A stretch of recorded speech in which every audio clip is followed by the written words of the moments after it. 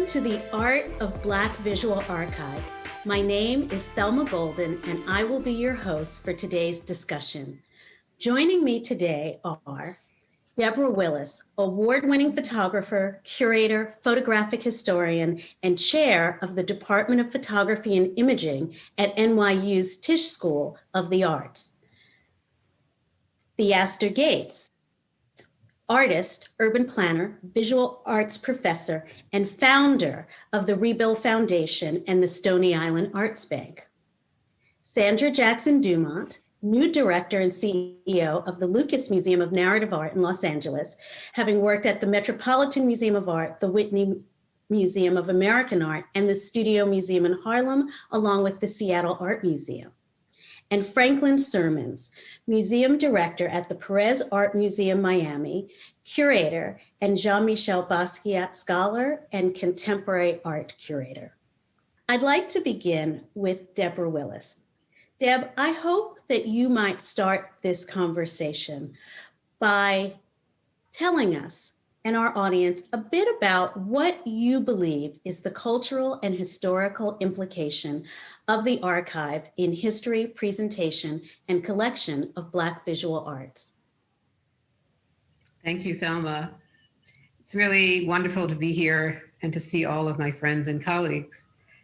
The archive has been a central place for me, and when I consider the space as an active space between research and advocacy, and to think about the archive as a space for memory preservation, personal and public, but also for the experience for artists who are interested in the future, how their future will be preserved and considered as part of the American canon.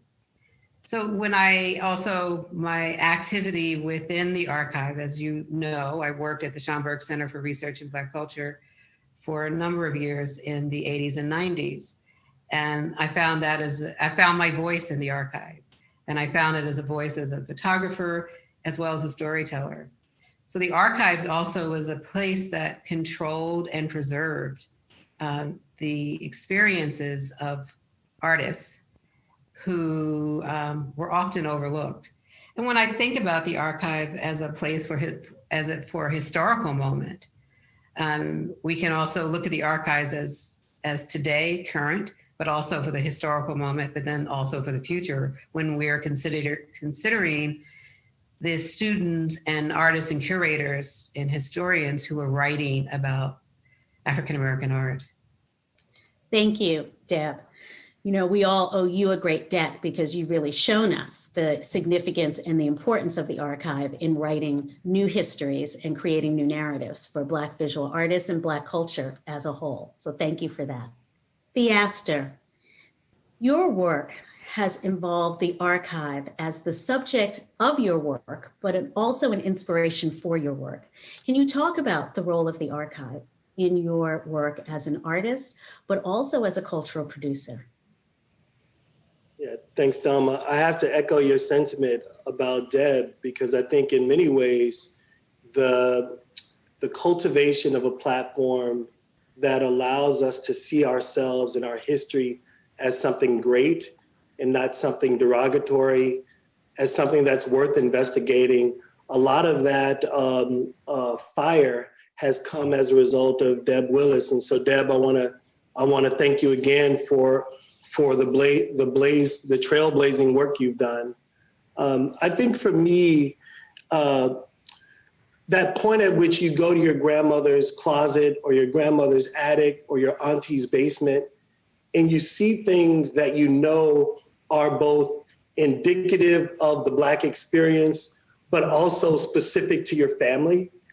It's those moments where you're not quite sure if those things are important to people beyond yourself. And I think that a big part of my practice has been learning to claim the power of the everyday things in my family's lives, but also in Black people's lives, and to try to give form to the power that exists so that that power could then infuse others to be hungry about sharing the beautiful magic that's in their basements and in their attics. And so I think I tend to start before a thing is called an archive. I feel like I start when it's just the possessions that we have at home, the junk we have in our closets, the stuff that we don't know what to do with. And then I try to give that stuff form so that we reconsider those things as not necessarily precious, but powerful. And so I think in some ways, I'm always looking to Blackness and everyday Blackness, normal people, to demonstrate the power of the American experience, the power of the African experience, and the power of a Black experience in the United States. Thank you. Sandra, you've just taken on this new exciting role, envisioning a new museum. And when we talk about archives, we are talking about collecting, right? And we are thinking about the way in which what we collect, what we save, what we present, what we interpret determines history, cultural history, and art history. So can you talk about the importance of the archive in your work as a curator, but also an educator, and now an institution maker? Wow, thank you so much, Thelma. I have to also thank Deb and you, Thelma. Actually, everyone on this call seems to have played a critical role in my interpretation and understanding of the importance of the archive. And I'll just bring up a few of those. One is, as a young person at the Studio Museum in Harlem, Franklin and I were working there at the same time, and I was tasked with actually working on organizing a box of materials at the Studio Museum in Harlem, and found all of this amazing archival and ephemeral material that helped me understand a really critical program in the history of the Studio Museum called The Fine Art of Collecting, where artists actually shaped and organized people around this notion of building an institutional practice that collected the work of Black people. And so I'm interested in that one example as in less, because so many folks are interested in pieces of the archive that are already out there in the world, the pieces that really provide shape to the visual experience in galleries. I'm very interested in those interstitial spaces where the material actually doesn't necessarily make it into daylight. And that is where public programming, education, and people of color have actually set up shop in big and small institutions and created environments where we could actually have our voices be really robust. Another example I would say is, say, at the Metropolitan Museum of Art, where the Harlem on My Mind exhibition is a very renowned exhibition. But very few people know that Nina Simone performed during that exhibition at the Metropolitan Museum of Art to a sold out audience, where they had to add 100+ seats to the stage because she was so profound. So I'm interested in how an artist like that decides to cross picket lines or walk the stairs of the Met during a moment when her colleagues that were in the visual sector were protesting. So the archive for me becomes a place where you find these interstitial spaces or interstitial information that provides a little bit more shape and form to what we actually know to be one piece of our experience in these cultural institutions. Yeah, I can go on, but for me, the archive is the place that provides greater shape and nuance. Here at the Lucas Museum, one of the things I'm excited about is this idea of the narrative. It's come up many times already on this call. We have an archive here that we collected early on in my tenure here called Separate Cinema Archive that really is about the visualization of Black people in the cinema and how there's a world that was created for our images to be created for and by us in many cases. So I'm interested in those little nuanced spaces. Thank you, Sandra. Franklin, I'd like you to talk about the role of the archive in your work as a curator. You've made exhibitions, both thematic group exhibitions, but also single artist exhibitions. And I know the archive has played a role. Can you talk specifically about the role of the archive for you in your curatorial work when you're working on making exhibitions of the work of Black artists? Thank you, Thelma. So good to be here, and just hats off to all of our colleagues. So much learning and so much time spent with you all, and really appreciate it. And it forms everything I do, and especially thinking about the archives. I too have to turn to Studio Museum for a moment. As a high school student, I think right before being there with Sandra later, I was working with John Hutton in the registrar's office down in the basement. And, it was, I guess this is the late 80s. It was not the kind of formalized archive that exists now, I would imagine.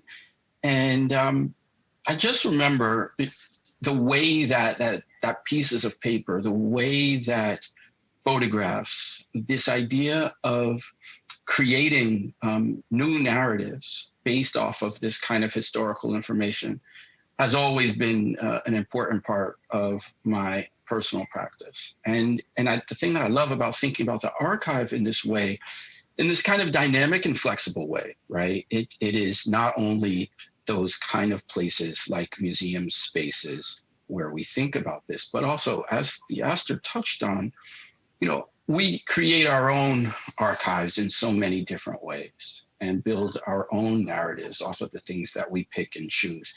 And so for me, coming into this conversation around curatorial was always guided by criticism and by writing and literally trying to piece together archival information.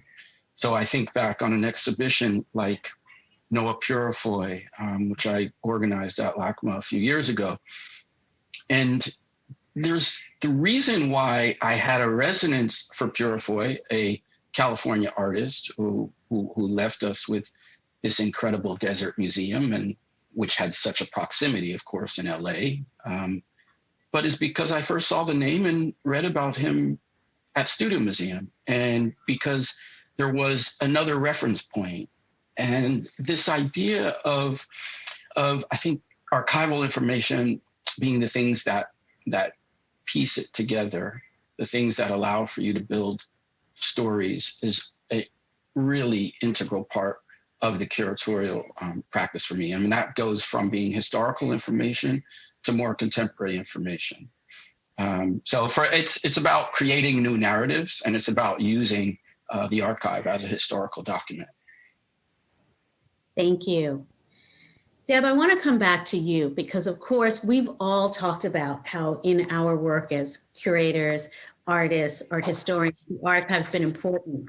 But because we all have worked in the space of Black artists, we also know that sometimes the archive is lost, right? Like there isn't the effort made to keep it. So can you talk about some of the efforts to make sure that these archives are kept, preserved, and cataloged?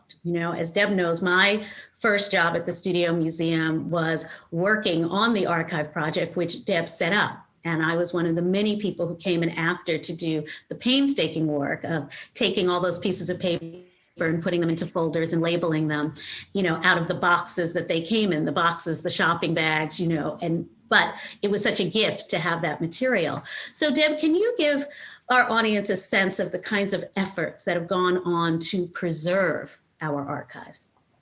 It's really important to think about it in that way, because I remember that as well. Bennie Andrews, central.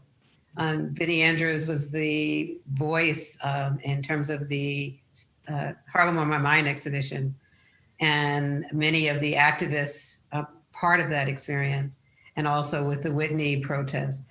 He kept every letter, every pamphlet and flyer possible in terms of organizing activist events, in terms of talking about social protests within the injustices that artists experience. So he kept everything in terms of letters. But also, when we think about Jean Blackwell Hudson and Ruth Ann Stewart at the Schomburg Center, they were central too, because people were in their 80s and 90s when I started at Schomburg, straight out of grad school. And a number of family members were throwing collections away in the trash, on the streets. And people in the community picked up the trash and brought it into the Schomburg. But the artists, in terms of they knew their stories and their sense of importance in terms of what they were gathering. Because Jacob Lawrence used the Schomburg to create his paintings and his narrative paintings, based on items that were tossed from the Schomburg. But when we think about how text and the, in terms of students and the experiences of people like the unfortunate experience with the Vanderzee archive, when Reginald McGee found them in a warehouse which was where his archive was stored for a number of years. So all of those stories are linked to individuals who found it important to say, no, we have to stop this. Unfortunately, when we think about the Michaud bookstore was a central archival space and place for people. I remember visiting there in the early 70s, 60s, and 70s. And, just as a young girl interested in history. So when we think about the importance of people as individuals, not only artists and activists, but family members. And I really think it's really important when Theaster described junk, and that's where I find it just a fascinating point when I used to go into the junk closet in my family house, in the attic, in the basement, and to pull out the stories. And that created a new narrative about objects in the house, but also about, clothing and the making of quilts. And all of those stories were a part of why the Black archive is significant in different ways. When I think about CAM and just the experience of trying to do research at CAM in the early days, that I had the door that David Hammonds had, the admission door, when we didn't think about this as an archival moment when we were not allowed to go into schools, or when admissions officers stopped us from going to art school. But David understood what that moment meant. And he created a historical moment at a contemporary moment. And I think, having that at CAM is essential. Mm-hmm. Thank you. That echoes into, a sense of Theaster, what I want to ask you about, because it seems like an important part of your practice has been collecting archives, and that's turned into people coming to you with archives. So can you talk about what it has meant for you to be a custodian of culture? Sure. This whole conversation, Thelma, is making me think about the fact that sometimes what's missing in conversation is that we may not have the title or the description or the language that says the stuff that you have in your closet is important. It's called an archive. And I think that especially in Black neighborhoods and urban environments, who's going to build the building type that makes it possible to receive these things? So if you look behind me, I have a bunch of empty shelves. I'm constantly trying to make empty space so that it could be filled with the things of Black people. And I think that really part of what we need to do is maybe create an environment where we start to say more and more, the things of Black people are important. The things of your neighborhood are important. The things from your mom's shop or your dad's shop, they're very important. And we need to have spaces dedicated to those things. And I think because I built the Stony Island Arts Bank through Rebuild Foundation, and I said it's a repository for the precious objects of people of color. And that once I made that proposition to the world was then ready to say, oh, well, I have some things that we think are important. And my grandfather was in the military and we have all of his things, and we have things, but they need some restorative care or some conservation. Can you help us with that? And so I think in some cases, it's being able to speak things into existence. And in this case, we're using the word archive, but I would say by and large, many of our family members maybe never use that word as part of the legacy imagining for their families. And so I think it's very, very important that we start to articulate words like archive and collection and our things that are precious. And we do that against the tide that maybe makes us think, oh, we're living in a rental apartment and I can't take all that stuff with me.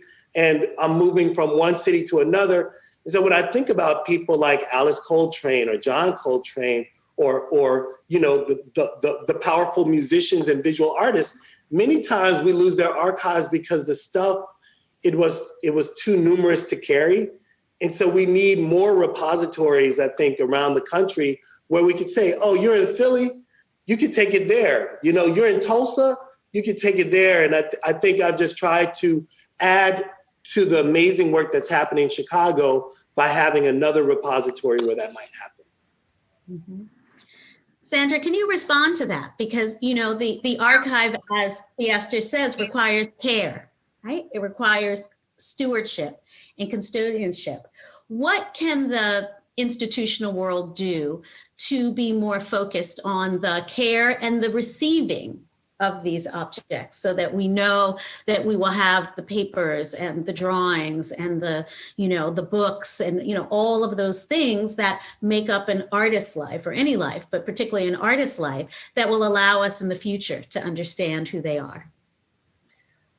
First of all, I think Theaster hit it right on the head. I think there, one, needs to be space for it. I think that coupled with that, there needs to be people who understand and value that material. I think it's that simple. I think that they also have to have a certain level of knowledge around why that material is important, and how it actually fits into the canon of art history, and how it fits into a redefinition of what the canon should be and how it should be thought differently about.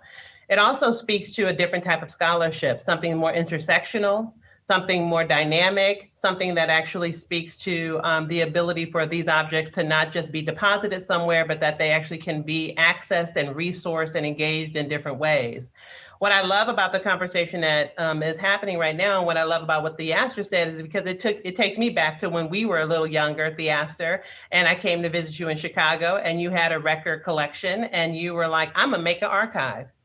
I'm gonna make a Black archive. And he literally drew it on the wall, and I have a picture of that drawing that he made, that he mapped out all of this stuff that he's doing, because he actually saw value in it. And he also connected other people into that. So he became the plug-in for it, very much like the Studio Museum is the plug-in for it. All of us as constellations, or the Black constellation around this country, are the plug-in for that. The other thing I would say that I think is super important is this idea that these archives are living, that they're living testimonies, and that they actually need to be added to and responded to on an ongoing basis. And that's where I think all of these worlds, whether it's curatorial or scholarship or the general public or film or fashion, really plug into it, so they actually are living testimonies of who we were, and additions to our future. So I think hopefully that adds to this, but I'm really happy you said that, Theaster, because it takes me back to like sitting with that little plastic record player of yours.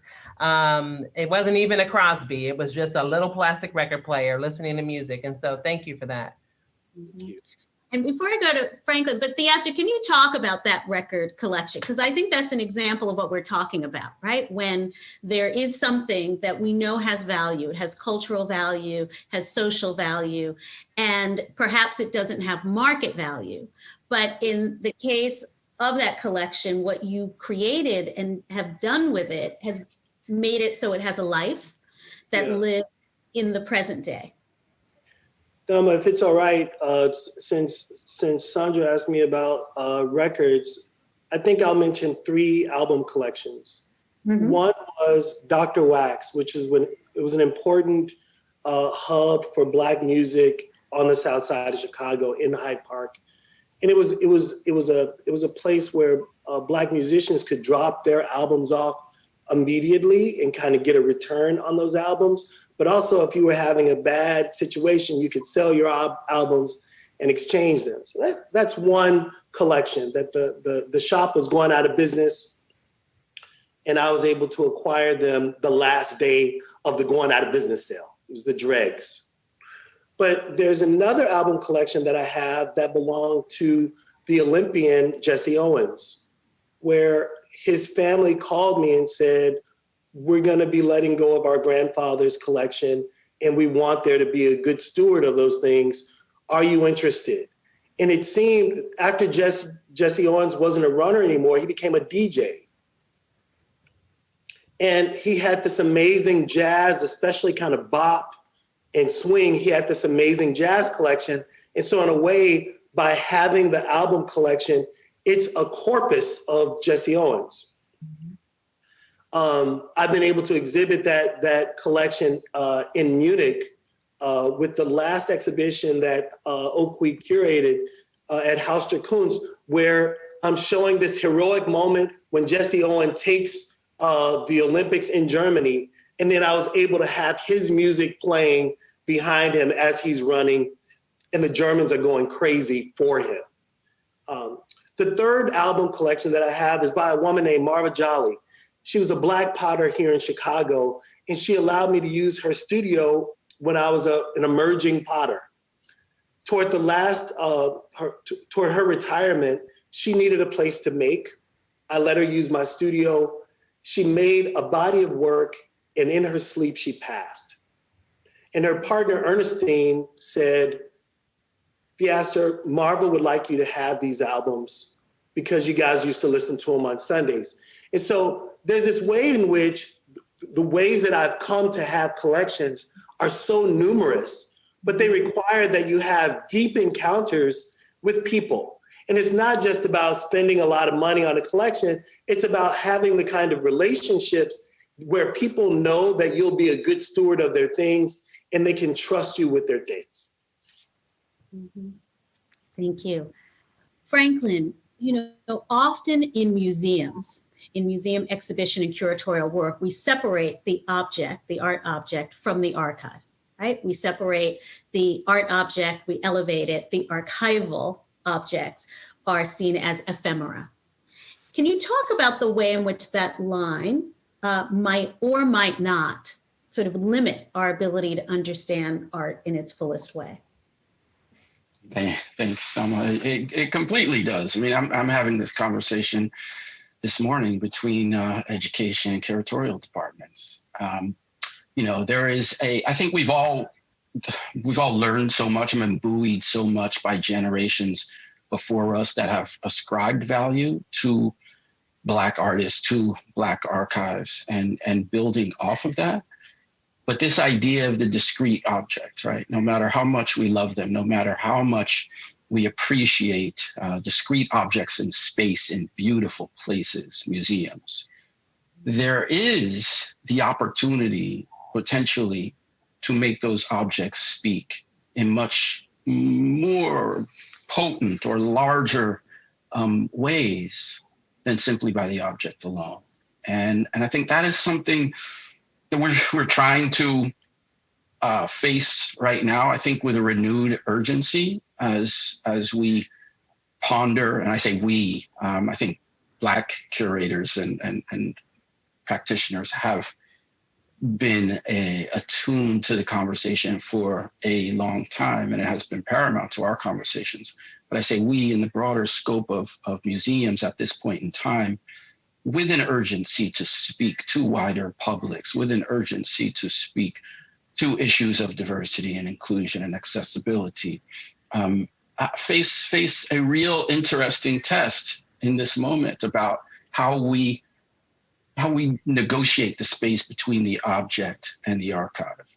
I mean, I think for me, experience-wise, at the Manil collection in Houston, you don't put a text next to an object. That would be sacrilege, right? Because you're privileging the object above what anybody's interpretation of it might be. And there's something to be said for that. I love standing in front of certain objects or paintings, sans any information whatsoever. But I do believe that one of the things that is paramount to the conversation as museums and 21st century museums is how do the objects speak and how do we inform that conversation? And so it's just so important within this moment. And I feel like this is what we're trying to negotiate here in Miami. We have a public that is in many ways, I think, young to the experience of museum going and to the experience of art objects speaking for themselves. And we're trying to talk with them. And talking with them means well, what else is going on outside the frame? What informed this artist to create this piece at this point in time? And to provide that kind of background information. So I don't know, Thel, it's absolutely crucial to having a dynamic experience that pertains to the viewing experience, that pertains to actually getting the most that we possibly can out of the great art that we believe in and want to present in the first place. Thank you for that. So I have a question for all of you. And I think, like, we all probably have had these revelatory experiences in the site of the archives of Black artists, right? That opportunity where you know an artist's work, but then you have the chance, and in my case, whether it's in the Bennie Andrews files at the Studio Museum or at the Schomburg, where you see a handwritten letter that one artist wrote to another, you see the notes they might have written in advance of making the work of art, you see ephemera that has nothing to do with artwork, but it's so fascinating, ticket stubs, you know, of the plays or music they would have seen, and how much that tells us. And I think now, as a curator, living in this digital age where we don't have that, what is to become of the artist's archive in the realm of the digital? So I feel I have had the same kinds of views into, for example, the thinking of the artists on this panel, Theaster, but it's come in what have been years-long text messages, right? Don't exist as a correspondence between us that would end up in paper in a file. I know so many of us work with artists where everything we're getting from them is digital. So when I look back at exhibitions I did in the 90s, when artists would draw for me an idea of what perhaps their installation might look like. So I want to start with you, Deb.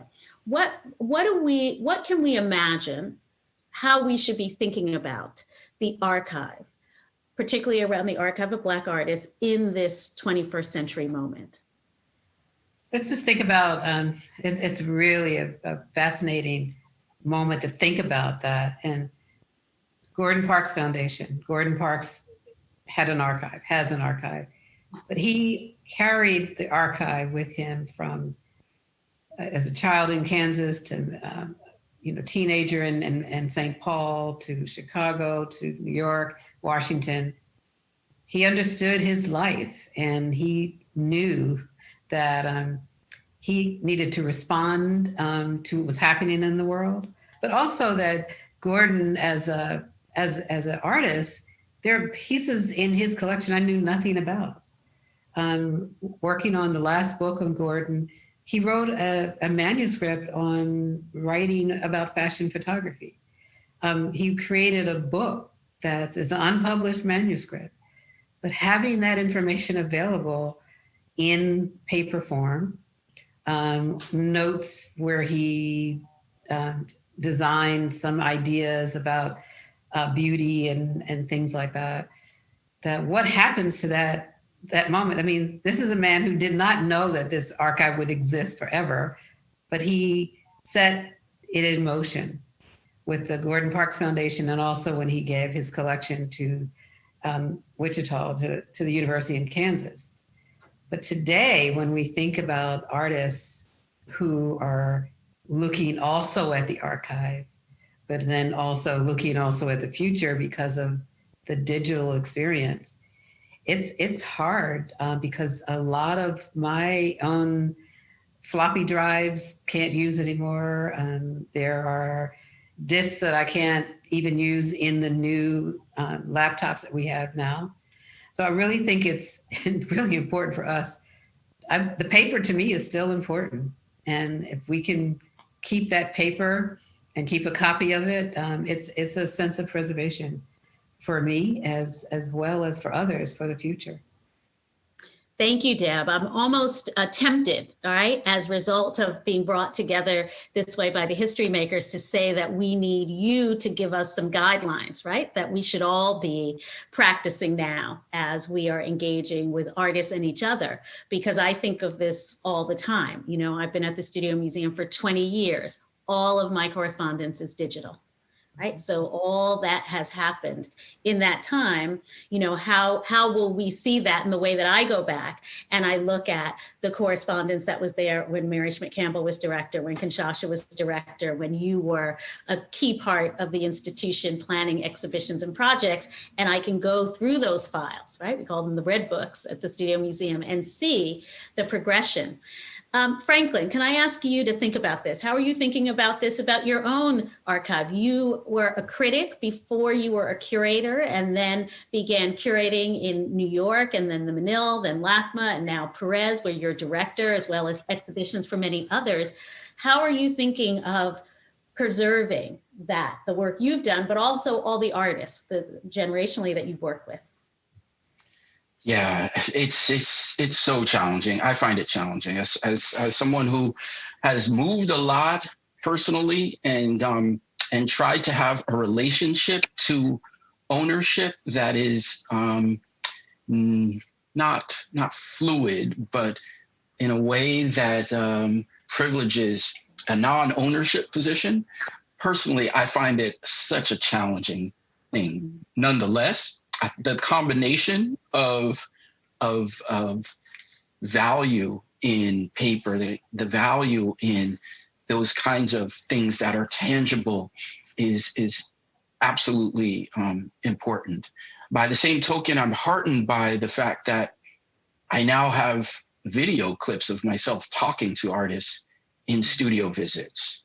Or like yesterday, I did an interview with an artist in Detroit by Zoom, which will then turn into a document in itself, which will have a lived experience as a printed book, but then also this video that can be returned to and archived in a way. So we're trying to find the balance between the analog and the digital experience. And I think that is something that it has to be focused on. I think back, and of course this conversation makes me think back to one of my first, jobs, I can't even call it a job, but I was I would call it a studio assistant for Ed Clark. And he wouldn't call it that. He would call me a boy Friday or something. And basically the job was go into my room studio and make sense of it. And between copies of phone bills, of old address books, of scraps of paper here and there, this is 25 years ago, and not thinking of anything in that kind of context. But of course, it was the physical experience of getting up in that space and being able to do that, which leaves such a resonant effect. And yet I do have scraps of paper that somehow made their way to me or from him, and that still live in an attic at this point in time. So I'm just trying to find the balance between the analog and the digital, and it's crucial. And we know that the digital will be with us, and we have to take the same steps to procure that in the future that we would with any object. Mm-hmm. Sandra, because you're at the beginning of an institutional process that lives in this moment, can you ponder for us on the possibility, right, of the archive as a non-physical entity? And what would you say your charge would be to artists, curators, art historians in terms of preservation of their archives? Yeah, I think this is such an excellent question because we rarely have an opportunity to kind of do that from the beginning, right? We're always like looking back, trying to figure out how to retrofit something else. And so in this case, I thought that I would be in that situation where I didn't have to do that. But in many cases, there's like a tenure before me in the founders and their thinking, and going back and making sure that all of that is documented and prepared. So I actually think that what's crucial to this moment is having a plan, like really sitting down and thinking of a plan for not only archiving things or keeping the material, but also thinking about the multiple uses of it. So much of the archive that we build or we organize are oftentimes, it's fragile and it's hard to access. And so like really even thinking about how to make it extend beyond the physical space of your location and have it be accessible to a larger audience. So that's where the digital actually does become really imperative and important, which also allows us to preserve the original object. I also think that moving forward, one of the things, like, we should be recording all the stuff that we're talking, like, this is archival input, but one of the things that I tell people about the Nina Simone talk, I worked at the Met for 6 years, and I spent literally, once I found out that she performed there, 5 years later, I still was not able to, digging through everything possible, find the audio for it. Like, wouldn't that be amazing if we could have heard her? I could play that now. I could commission a new artist to respond to what she did. What was she saying? I found 2 pictures of her with the microphone, and it looked like she was talking, not playing, not singing, but she was talking. Like, what was happening? All of that is lost to that moment in time. And so I think that having a plan, it's like Kwame Ture used to say all the time, you know, like, we don't lack leaders, we lack organization. We need to be organized, you know, and make sure that we have a plan. And so I think that that's the path forward. And I'm excited about doing that here. Finding those little sheets of paper that no one thinks are important and putting them in a file and making sure that someone else 10 years from now, 20 years, 100 years from now can be like a little Deborah Willis that finds that little piece of material and builds an entire project around it because nobody else is thinking about it. She's the only one that has that eye, right? So. Thank you. You know, I know we are all grateful to HistoryMakers because they've created this incomparable archive of interviews, video interviews with Black artists and curators and also art historians. And the gift there, of course, is hearing someone tell their story, right? The story of their life, which of course is a part of the story of their work, but having that in the present, but also in the future. So I want to ask each of you, and I did say this to you ahead, to think out loud for us of one artist, curator, or art historian that the HistoryMakers has yet to interview that you think needs to be interviewed and why. I'll start with Franklin. That is a fantastic question. It makes me want to go back in time, though, in many ways. And I think to, you know, someone like, I guess, there's so many that we can think of, but I'm thinking about someone like at this point in time, like a Fred Eversley as an artist, who I don't believe is on that list, who I find to have, you know, carved an original and unique path as an artist, both in New York and Los Angeles, as an artist who came from more of a vocational background with his relationship to the aerospace industry before actually making sculptural objects, and someone who has found himself in interesting, I think, lanes on the East Coast and the West Coast, and been surrounded by artists who might have been doing things similar and receiving more accolades than he. So I think, you know, we all could keep going, but that's somebody I think about right now. Mm-hmm. Deb? Yeah, I think as a younger art historian, I think of Cheryl Finley. I met her at the Studio Museum. She had just graduated from Wellesley.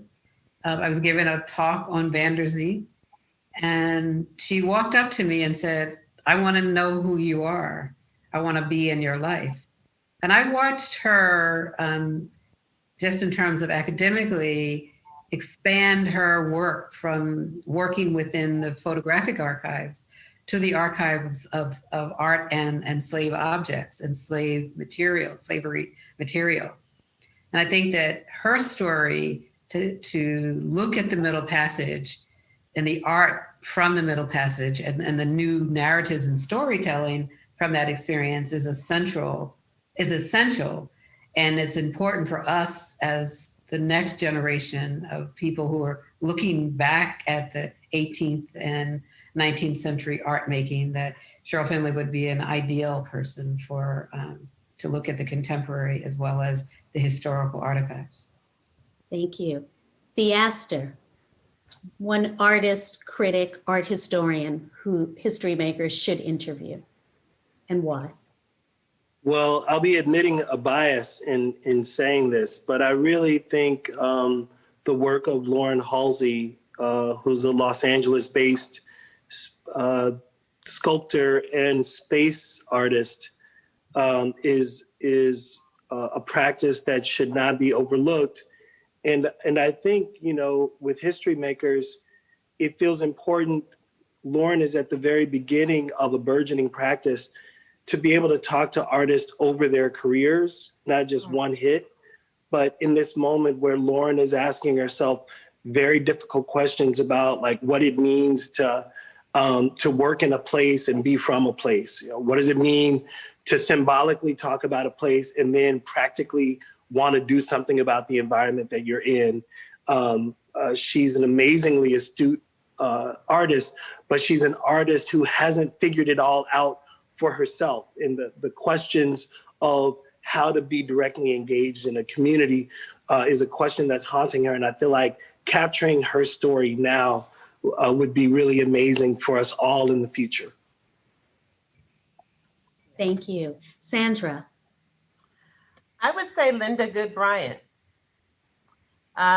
Because there's so many reasons, but one of which is she's so known for Just Above Midtown, but also that she was the director of education at the Studio Museum in Harlem. And before that, she was a fellow at the Met. And before that, she went to Spelman College. I mean, there is just such a beautiful kind of thread between all aspects of her life that really connects to public knowledge being made publicly available in ways that are digestible, but really truly to actually shape and change the way Black people are seen, and how we are heard and how we actually fit into an archive and how we fit into collections overall. And so I think that Linda Good Bryant is one of our really unsung heroes. And I feel like hearing from her firsthand, especially as she's moved between fields, would just be wonderful as an addition to this HistoryMaker series. Thank you.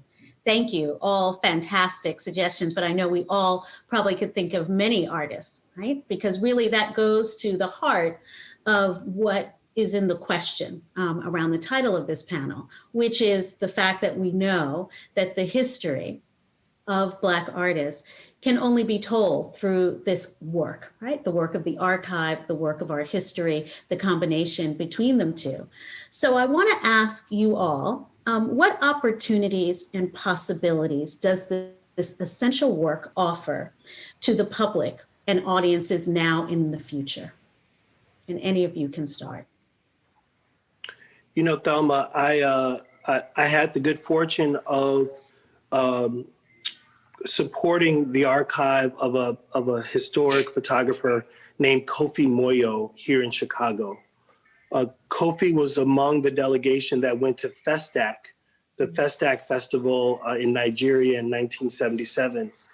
And what I realized from Kofi, who's now in his late 60s, early 70s, was that he felt no one ever heard him. No one reached out to him after his great years. People weren't interested in the things, in the photographs that he had produced. And that moment of Festac had kind of come and go. And it was one among many moments that he had photographed.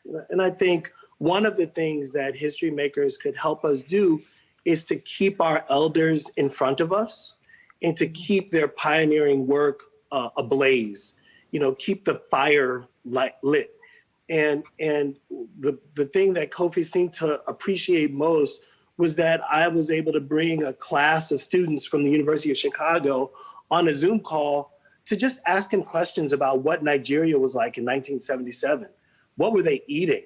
You know, what were these conversations that we're having between Kamoinge and Catalyst and the Festac representatives? And it was so wonderful to just see him light up around this moment that he thought nobody cared about anymore. So I think what the archive does and what HistoryMakers can do is to just keep the power of the past in front of us. You know, it's fascinating. I'm meeting new students every year, graduate and undergraduate students.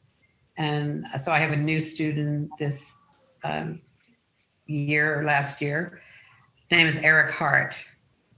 And most recently, he has been in the news. And I met him when he was a freshman, and he had a good heart, which goes along with his name. But what I found fascinating was his interest in telling stories, from, working with the archive of fashion to the archive of his grandmother. So when I think about activism today and social protests, and to look at artists, young artists who are 19 or 20, teenage young people, 20, who are referencing, Rosie the Riveter, to connection to young Black women today. But then just to look at what he just recently did with one of the clothesline of Beyonce. He photographed his grandparents in Beyonce's new clothesline. And it was for his own project. And she found it, she discovered it, and praised him in many ways, and sent a whole suitcase full of clothing for her line to his family, based on the fact that the joy that his grandmother felt is just in terms of wearing, a fashionable clothing. She's just posing for her grandson.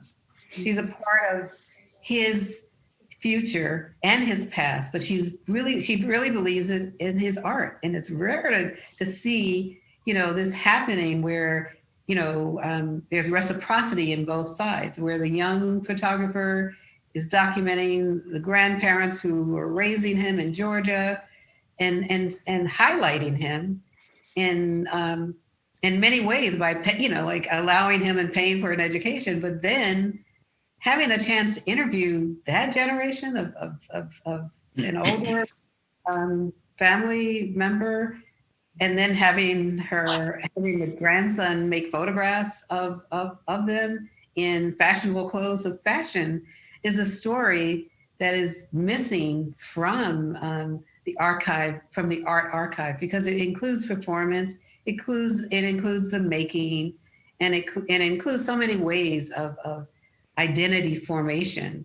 And I think that that's a way of looking at how young people today have basically, I'm learning a lot based on their interest in entrepreneurship, not just making art. They want to make money. And they also want to give homage to people who supported them. So I think that that's something that needs to be addressed. Yeah, thank you. I think bringing out the sort of intergenerational dynamic of this work and that possibility for what that means for the transfer of not just information, but of spirit in our creative practices from generation to generation is another space at which the archive can become the connective tissue. As you've said, Deb, it speaks to us from the past. It gives us that. Franklin, what does this work offer in terms of possibility and opportunity for the public? And I think it's a blueprint for the next generation. It is something for us to move off of. I mean, I think of there's the ability to create anew and to build off of the incredible personalized experiences that are so much a part of the HistoryMakers. And for accessibility to that type of archival information is what propels us to create anew. So I feel fortunate to be working with the HistoryMakers and Juliana, and to be in a position to use that material with our curators, with our supporters, as a viable source of information. Sandra. Yeah, I think this is such an important repository on so many levels. I mean, it provides nuance. The archive in and of itself provides nuance to the stories we all live with. And I think that archives inform how we view and understand the world. For me, that's the big win, these materials help us create a more just society. I mean, if we want to anchor it in something that's real. And I think that that's that the fact that we have these materials that help us not repeat, well, if we listen, we could actually not repeat some of our mistakes from the past and build on some of those successes. But also from an artist and a curatorial and an institutional point of view, I think that they help the institution become a place where people can imagine new realities. They can actually, really begin to think about systems of power and how you actually, if you trace these materials across time and place, you start to see some of the structural elements. So I'm actually excited about history makers and archives of this nature that help people that are intersecting with this work understand the significance of the stories that we collect and some of the significance of the ones we've missed out on collecting. And so I'm really grateful to be on this panel as well. Thank you so much. Well, I feel grateful to be in this conversation with all of you, so thank you. We want to open the discussion up today, but before we do that, I want to acknowledge members of the HistoryMakers, ArtMakers Advisory Committee. The committee includes Marie Brown, literary agent and magazine and book editor, Donald Bird, choreographer, Dennis Cowan, comic artist and Milestone Media founder, Patricia Cruz, arts administrator, Amina Dickerson, arts administrator and art consultant, George Faison, the American Performing Arts Collaborative, Inc., Joanne Gavin, Furious Flower Poetry Conference founder, Jerry Pinkney, illustrator, Denise Saunders Thompson, president of the International Association of Blacks in Dance, Franklin Sirmans, who's here with us on this panel, the director of the Perez Art Museum, Miami, Sylvia Sprinkle Hamlin, arts administrator, and Donald S. Sutton, arts administrator. And now I'd like to begin the Q&A session with members of the advisory committee. With us today are Patricia Cruz, Jerry Pinkney, George Faison, and Phoebe Beasley. Thank you, Thelma. I can't say how privileged I feel to be a part of this conversation and the work of HistoryMakers. I think it's incredible. And I just want to say to all of you, I think, Theaster, it was you that raised at the very beginning of this conversation the issue of the definition, looking at the idea of a collection and its relationship to an archive. How are those terms deployed in such a way through an educational process that allows people to understand, one, what the value of these archives are, and two, the way they can be protected. But I think more significantly, the resources that are needed to make those archives known to the public. Because if you don't know it's there, you won't go to it, you won't take advantage of it. So one of the things that I'm interested in as a question after that statement is to hear from you all, and not any one person, but anyone who feels like stepping up. How do we make the significance so known that it is adequately resourced in terms of both protecting and promoting it? Because if people don't know that it's there, they can't learn from it. They can't grow from it. So it's a question. How do we get the resources, and how do we promote these archives in such a way that they can be accessed? I think it's important, and I'm glad you asked that question, Pat, because it's central to the survival of places like HistoryMakers. But it's essential that foundations open up their mission statements and open up their funding sources to consider the archive as a way of preserving the future, which is part of the social protest today, the social activism today.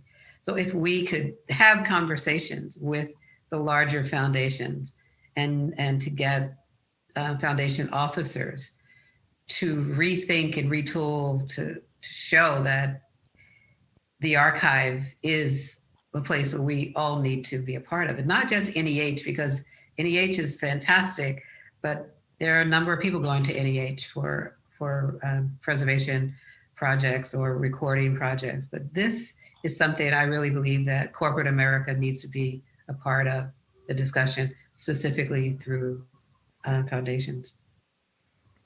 Yeah, I was trying to think about some words, Pat, that would kind of undergird this conversation. And I feel like over the last, 4 or 5 decades, the thing that we talk about the most with people of color is that we're cultural producers. Mm. We never talk about being cultural preservers, or we talk about culture, but we don't talk about civilization. And I feel like in some ways the archive is speaking not only to the present moment, but it really becomes the record of who we are as a people. And I'm not sure if the structural mechanisms, back to Sandra's point, the organizational piece, I'm not sure if it's whole yet. And so it also requires that in leadership, we're not just thinking about being producers of culture. And so this is like kind of who participates in cultural production. I think we have to start to think more about being preservers and memory catchers and active agents in the preservation of things. And so in addition to the support that we need from foundations to make the mechanisms work, I think we also have to believe in the nation building effect, something that feels quite old school in the Black American experience, to say like, we're not just producing culture to make a pop album, but we're also wanting to hold that thing so that future generations know. And I think that part feels more like an ongoing campaign that makes collecting and archiving more beautiful, more seductive, more present in the world. And I feel like the work of Jatovia, the work of Arthur Jaffa, the work of Latoya Ruby Frazier, there are artists who are engaged in the archive and kind of delivering it to the cultural fore. But I feel like those artists, we as artists need to also be invested then in where those archives live. And so I think it's a mandate both to the outside world, but to us as well. Yeah, I would just add to that and say that I think that it's important for us to reframe and revalue the role of educators in this process and this practice. People that are community organizers who have worked in museums. The fact that we had a moment in time where we had lots of people who just didn't want to work with education. They didn't want to work with community programs because we were considered to be ghettoized in that space in so many ways. And I think that what's important is that we actually we have to take that back. We have to revalue that, because that actually for many years was the place in which, or by which, people of color made their way into some of these institutions. I think that if we actually create a level of value around teachers and educators that are also using and activating this material, then it actually, and the institutions themselves have to value it. But I think that those roles have to be valued a bit more as a strategy for engagement and creating a system of value. Librarians are rarely talked about in museums. They just aren't, right? How do we actually talk about them? So I think that's linked up to what Theaster is saying, and they can actually pair up with many of the artists that we're talking about that are also bringing a lot of attention to the work. Yeah, I would only add that we also are, of course, talking about the history makers. So we have access across fields and across different industries. And, we're talking specifically about art today, of course, but our possibilities are immense when we also look at the other parts of what the history makers actually has done already and is doing. Yeah. And now we have a question from George Faison. Welcome, George. Hello, how are you? And thank you, Thelma and the history makers. We keep referring to Juliana as the repository for like a library that Ms. Dumont was talking about, we're trying to reach the new audiences. We want to have that experience of touching it and feeling it. Franklin, I was really taken with what you were saying, how with all of those words, because I was at Festac as well with Stevie Wonder that year, because I staged that show. But anyway, how do you think all of the other cultures, the culture that we are from and the culture that we have created, how are we going to bridge that gap with all of the knowledge that we have of the internet, of all of the conveyances that we have at our fingertips? Will that change it? Franklin? I think the Stevie, I love the Stevie reference. I think Theaster might have touched on that. We have it at our fingertips. I mean, we are here today, yes, making these things accessible, shining a light on them with a stream that will be on December 3rd, furthering the work that has already been done. I've had the great fortune of sitting in on a couple of the annual meetings where Juliana will engage in conversation with one of the recent history makers, and then bringing to people get together in a social space. And I think that, we may not be doing that right now to the degree that we would like, right, but it's always going to be an important platform for the way that we use this information in valuable ways and the ways that it furthers our, I think, cause in the future. I can't help but think about that. I mean, those touch experiences, right? Like, yes, there's a sense of familiarity here, yes, in this conversation because of these points of reference and these points of touch that have occurred between this group of people in the past. And we will have those kind of moments again. And I think they are invaluable for furthering the work of the history makers. Absolutely.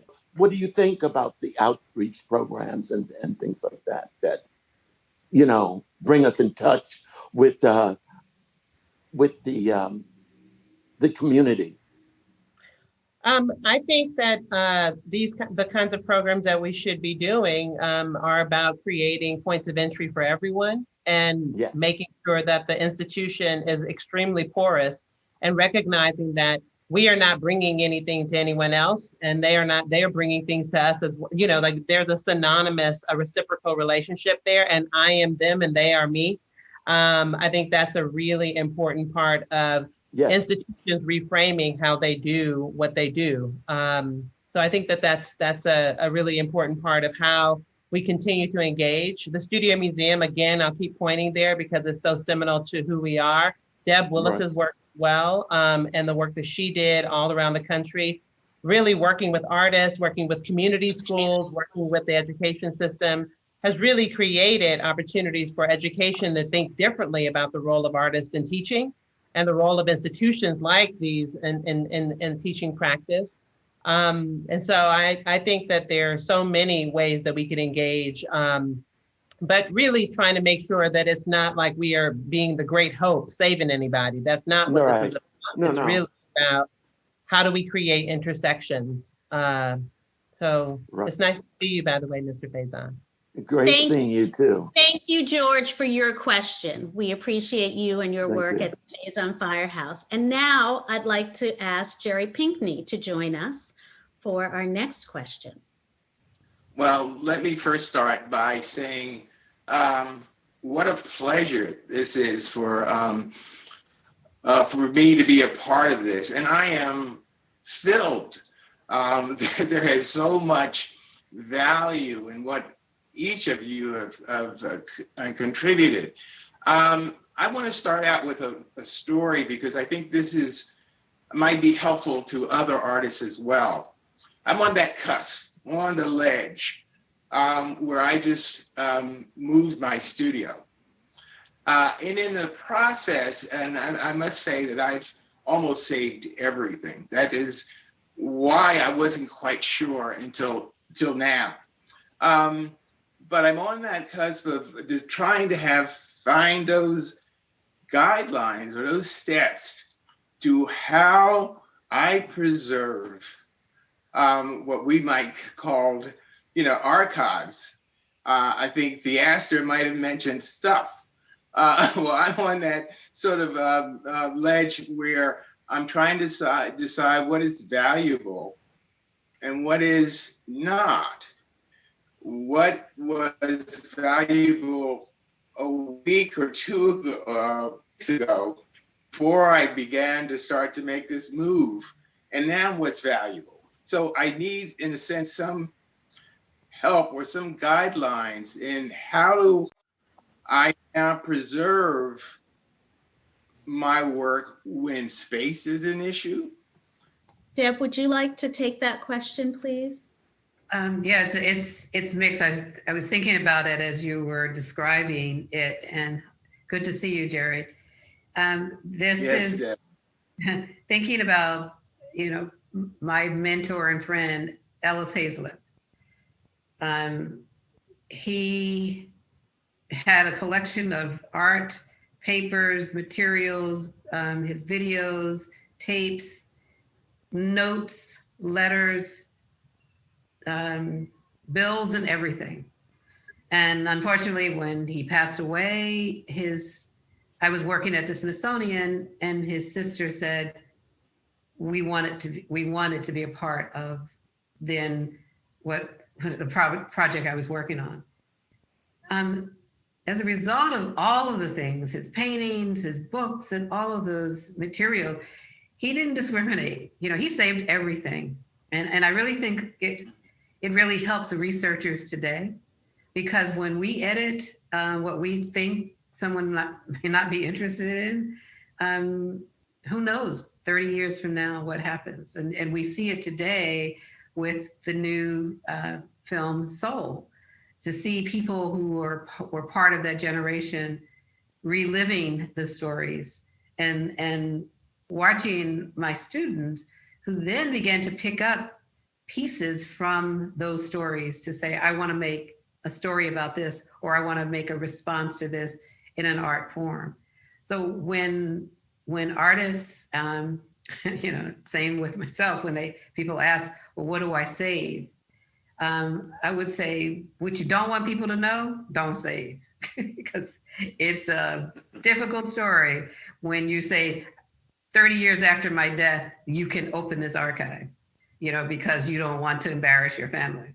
So that's another story. And that's what happened with Carl Van Vechten, his collection. He had a large collection he gave to the Beinecke Library at Yale, but he had stipulations. 25 years, 35 years, 40 years, 50 years, 70 years after his death, parts of the collection could be open.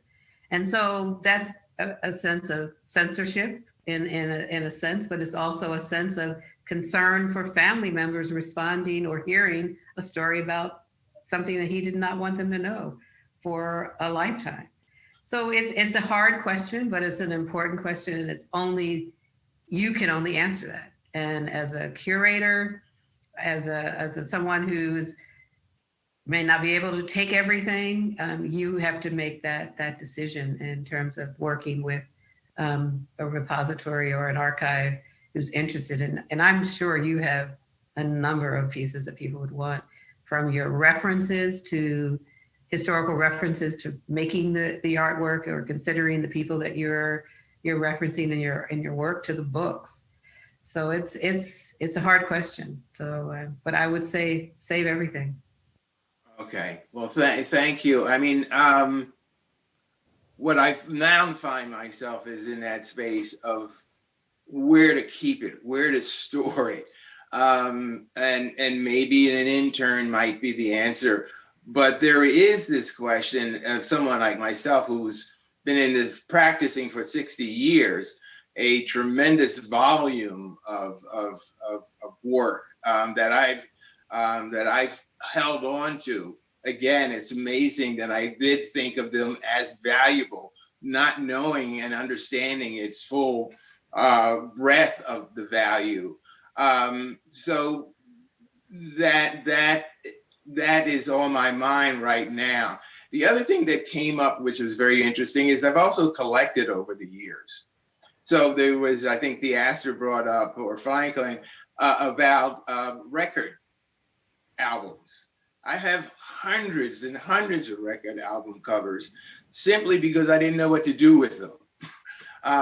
Now that there's a fuller, richer understanding of that value in terms of my own history, in terms of my family history as well. I've also collected Black objects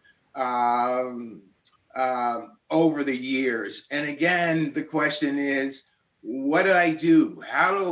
Where do I start? Who do I reach out to begin to see whether this value that I've placed on these objects really are valuable to other people? And also the concern is, if in fact I give these objects up, will they be taken care of? Right. Well, thank you for that. I think we all welcome the opportunity to be in conversation about what you're thinking about for your archive and your collection. So thank you, Mr. Pinckney. Thank you for all of those wonderful questions. This has been an insightful and thought-provoking discussion. It has also been a call to action about what is needed to preserve this critically important history of Blacks in the visual arts. There is a lot of work to be done, but there is so much to gain in developing a plan to ensure that this history is preserved. Thank you to the HistoryMakers for their work in this area. Thank you.